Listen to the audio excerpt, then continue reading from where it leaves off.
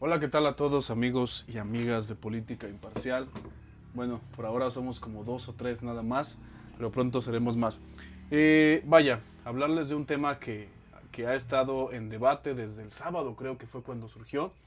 Disculpen el fondo, disculpen los ruidos que se van a escuchar, pero la cosa es que cuando tengas una idea y cuando quieras hacer algo, lo hagas. Ya después ves si lo puedes hacer más bonito o de manera más calmada, de manera más tranquila. Así que mientras lavo los trastes vamos a hablar de el tema que ha estado en boga de todos, que es Andrés Manuel López Obrador pidiendo dinero para Cuba, para el régimen cubano, no para Cuba, para el régimen cubano, para que se lo den directamente a los mandatarios cubanos y después los mandatarios, entre muchas comillas, lo distribuyen. Aquí hay dos bandos.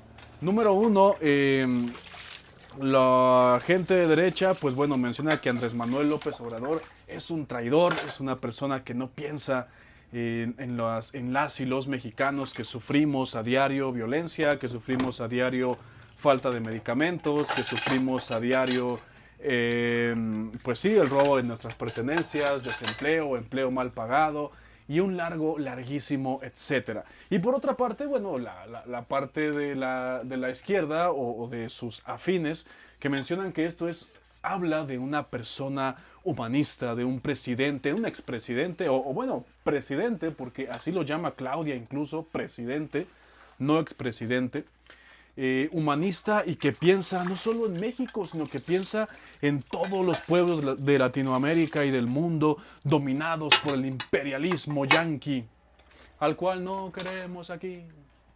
¿Por qué hablo con ese tono? Bueno, busquen los discursos de Fidel Castro cuando era joven para que vean. Este, y bueno, ¿quién tiene razón? La derecha que le dice traidor, la izquierda que le dice humanista. Pues bueno, simple y sencillamente los dos. Sí. Por un lado, sí, el pueblo cubano está sufriendo bastante. Eh, Prácticamente desde que iniciaron los bloqueos, si no mal me equivoco, en el 71 fue cuando todo esto empieza. Pero sobre todo los últimos meses ha sufrido apagones, realmente no hay energía para que haya luz, no hay energía para que calienten los alimentos y un largo, etcétera. La cosa está muy complicada. Basta con buscar algunos videos sobre, pues no sé si se le pueda llamar así, pero influencers cubanos, verdaderos influencers cubanos, que pues tratan te retratan la vida diaria de un cubano sin el adorno del patriotismo y tampoco sin la exageración del imperialismo, digamos, ¿no? Entonces, Cuba está sufriendo bastante, pero está sufriendo por dos cosas. Una, pues, sí, por el maldito imperialismo de Estados Unidos. Sí, está sufriendo por estos bloqueos que son terribles.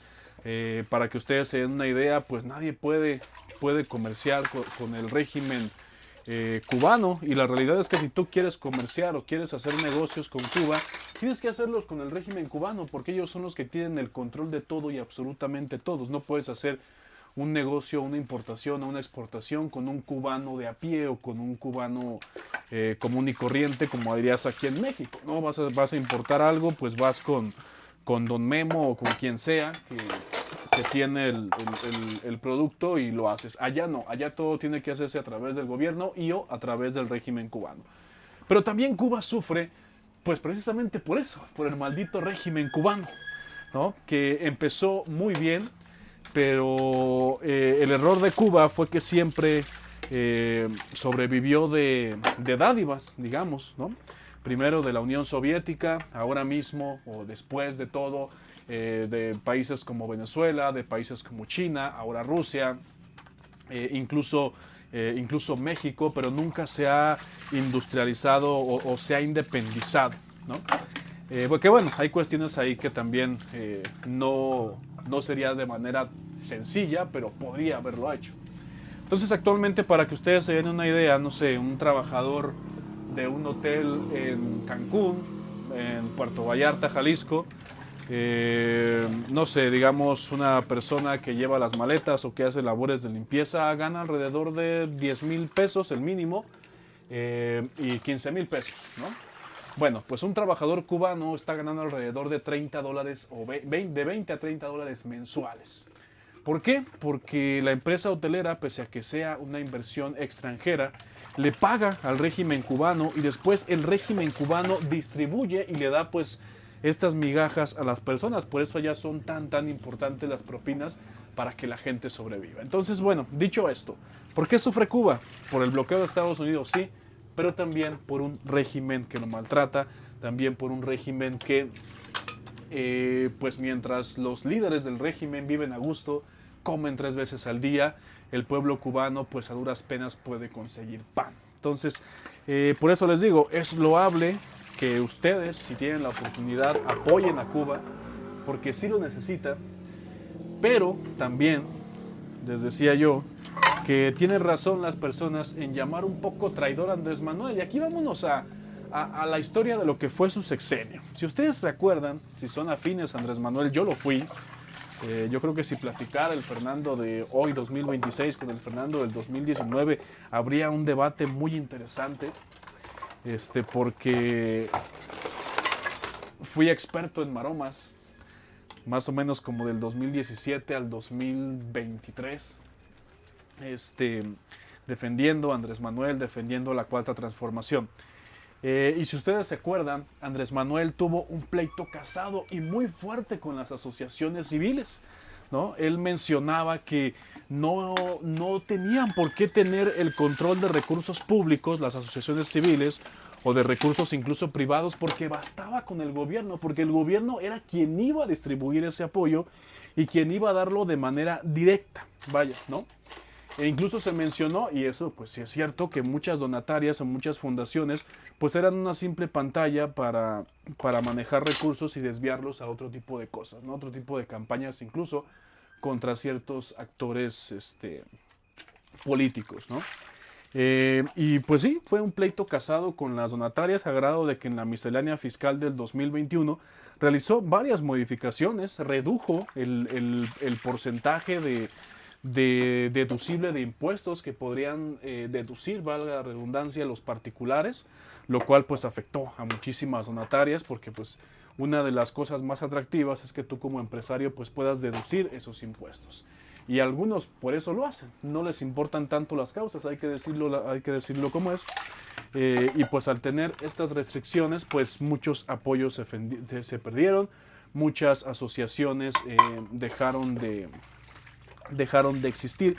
Y llama mucho la atención que Andrés Manuel llame a hacer un depósito a una cuenta de una asociación civil, cuando él incluso las metió en cintura y cuando se la pasó con un discurso donde las asociaciones civiles solo robaban y solo se dedicaban a simular el apoyo.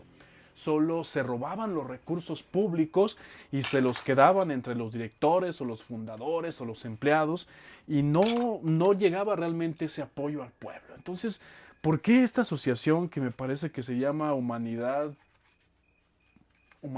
para Latinoamérica o algo así, de uno de sus amigos, ahora sí cumple el objetivo?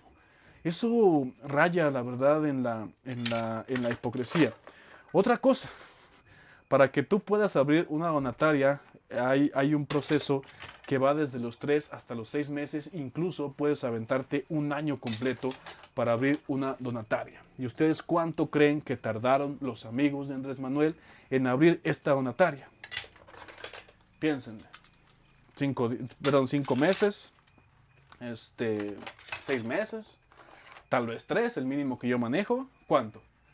No, ni uno ni otro. Esta donataria, esta asociación, tardó tan solo 6 días de que solicita la aprobación del SAT, que primero el SAT te da tu RFC y luego tienes que comprobarle que efectivamente haces labores para lo que estás pidiendo la facilidad de ser donataria, y luego ya te autoriza.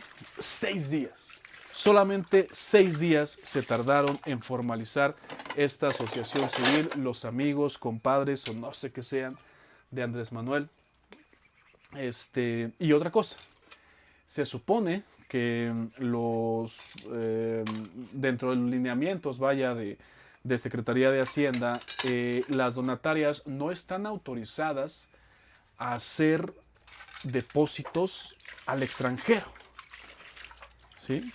Lo cual aquí pues surge la pregunta de cómo le van a hacer para hacer ese depósito al extranjero. Y si lo van a hacer, porque seguro así será, ¿cómo van a lograr que no les revoquen esta función de ser donatario? Porque ahorita, actualmente, si tú tienes una fundación y violas alguna de las leyes o de los reglamentos que hay, pues simple y sencillamente te quitan la fundación. Incluso si tenías por ahí, si la fundación tenía un patrimonio, te lo quitan y se lo regalan o se lo dan, perdón, a una fundación que tenga más o menos el objeto social similar o igual al tuyo, ¿sale?